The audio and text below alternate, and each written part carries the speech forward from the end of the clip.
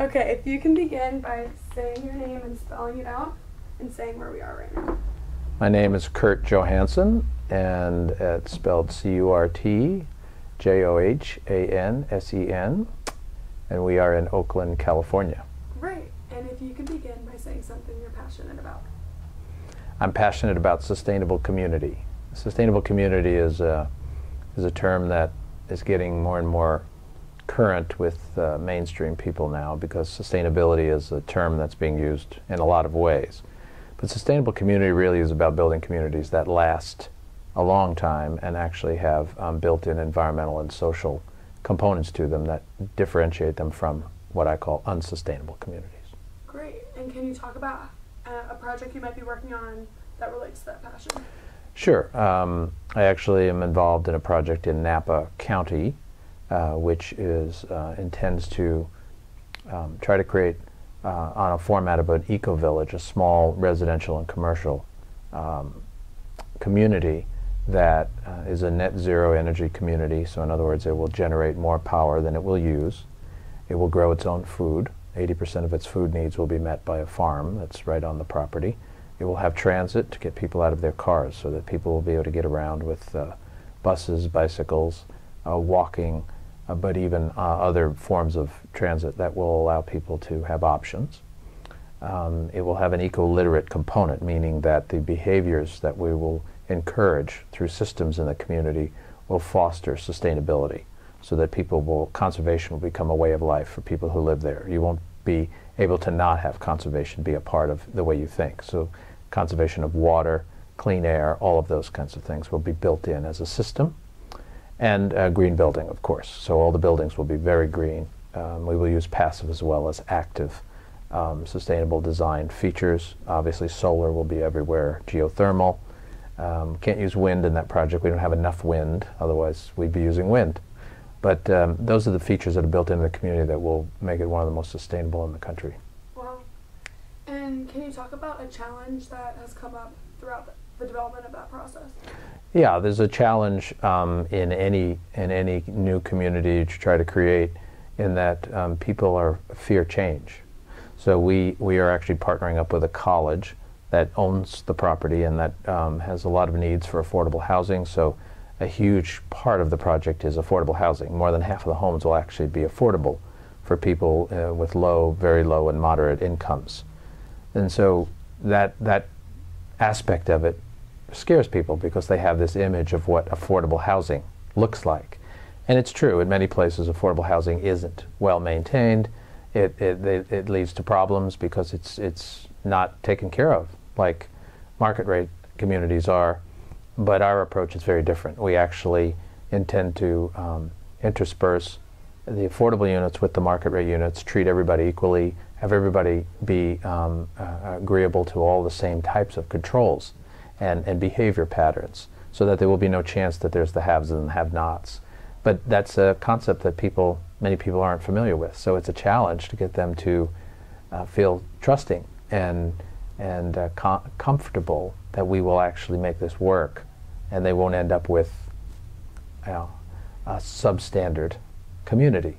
And so that's just one aspect of the challenges we face. Yeah. And can you talk about a strength that has carried you through some of those experiences, though? Well, about 12 years ago, I made the commitment to basically reject the conventional way of doing community creation. I mean, so I was trained conventionally as a real estate developer. I understood how to do planned communities, done thousands and thousands of homes in my career, and entitled them as well as built them and marketed them and all that. But they weren't sustainable communities. They were just high quality communities, and some of them are some of the highest quality communities in the country, but they weren't really sustainable. They didn't really deal with the 5 sectors of sustainability that are very important to me and are the topic of my book, which is food, energy, education, green building, and transportation. So once I realized about a dozen years ago that those things are far more important than the quality of the marble that goes on the floors in the entryway to the home, I devoted my career towards that. And so sustainable communities, that's what I'm interested in. Doesn't mean you can't build high quality homes and stuff, but it means that that's not a priority anymore for me. It's the sustainability features that go into the community, and we just don't have very many examples of that. But ever since I immersed myself in sustainable development, understanding what it is and how certain communities have endured over a long period of time, and how that worked, and how people thought about future generations, and that's kind of what drives me now, is that I understand that sustainability is really the goal. It's not really that you can't do some other things, but you have to have that as a core principle. So principle-based development is what I'm all about now, not the old way. That's great. And if you could end by saying a piece of advice, potentially a quote, but not limited to, that you like to live by, that you would want to share with others. Well, I'm not sure I could give you a good quote, but I can certainly say that I would advise, and I guess the way to preamble this is that I think there's a natural awareness that has evolved over the last several decades about this, which is we went from a we society to an I society, and that started in the 1970s. And for younger people who weren't around then, those of us who were can remember when we were still a we society. So the priority was what's good for all of us. Not that it couldn't work for us as individuals, but that we put ourselves as a society in priority to ourselves as individuals. And we still tried to make a nice balance between the two. That all went away in the 1970s. We had political leadership which shifted that paradigm. It skewed it very badly towards it's all about me, it's all about what I need, and everybody, it's dog eat dog and everybody fend for themselves. Well, that undermines all of the social safety nets that society needs to find that good balance. This is the first time in the history of this country that's ever happened. Here we are 40 years later, and we see the consequences of it. It's very painful to a lot of people. So my advice to anyone would be, even if you have been around long enough to know what that's like, know that this country was built on that.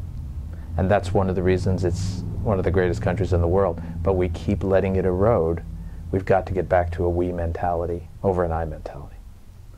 Thank you. You're quite welcome. Thank you. I can edit out this part. This is the easy part. Cut it out.